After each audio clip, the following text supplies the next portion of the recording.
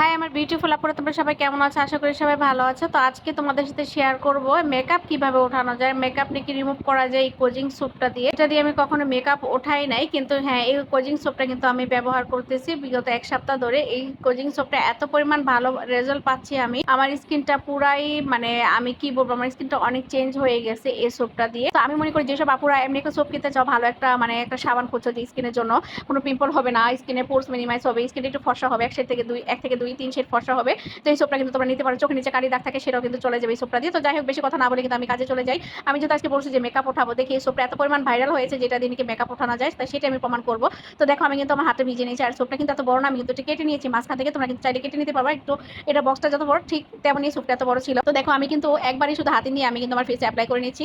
নেওয়ার পরে আমি আমার দুই পাশে দিয়ে পরে আমার ঠোঁটের মধ্যে অ্যাপ্লাই করে আমার ঠোঁটেটা উঠাই ফেললাম, তোমরা দেখতেই পাচ্ছ। তারপর আমি চোখে কিন্তু চোখের আন্ডারে যে মানে যেসব জায়গায় আমার কালি ছিল, মানে কাজল দিয়েছিলাম, সেটা আমি উঠে ফেলাম।